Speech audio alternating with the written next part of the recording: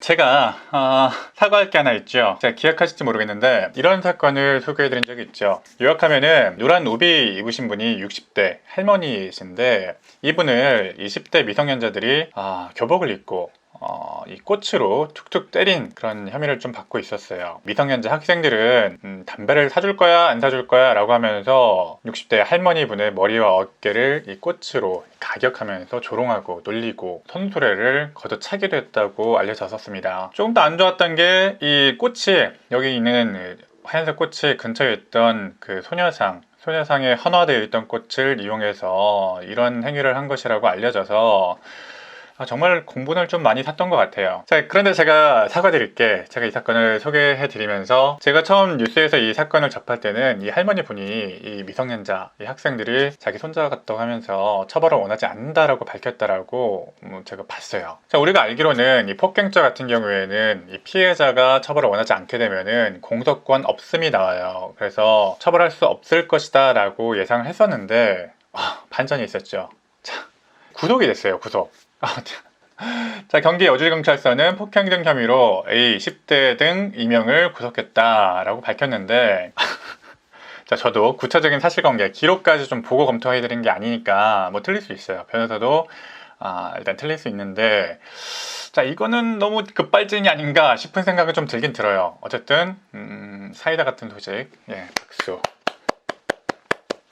어떻게 이렇게 됐을까? 라고 좀 생각을 좀 해보면 우리가 폭행죄에서 더 가중처벌되는 특수폭행이라는 게 있는데 이러한 특수폭행에 해당하게 되면은 피의자의 의사와 상관없이 처벌될 수도 있어요. 만약에 피의자와 재판 과정에서 합의를 했다고 하더라도 이 특수폭행의 경우에는 계속해서 재판 절차가 진행되고 처벌될 수도 있습니다. 그러니까 일반 폭행이 아니라 특수폭행이었다면은 이 학생들도 처벌받을 가능성이 있는 거죠. 그런데 제가 봤을 때 특수폭행에 해당하려면은 뭔가 이런 위험한 물건, 흉기 이런 걸로 위협을 가했다거나 폭행을 가했다거나 아니면은 여럿이서 폭행을 했어야 이런 특수폭행에 해당하게 되는데 이 사건을 봤을 때 이 꽃이 어떤 꽃으로 때렸다고 하더라도 어떤 이 꽃 자체가 위험한 물건으로 보기는 힘들다고 봤어요. 자, 그래서 특수폭행이 되기는 좀 힘들 테니까 일반 폭행으로 수사를 해야 될 것이고 그렇다면은 이 할머니가 처벌하지 말아달라고 했으니까 사건이 종결되겠구나 그렇게 생각을 했는데 구속이 됐다.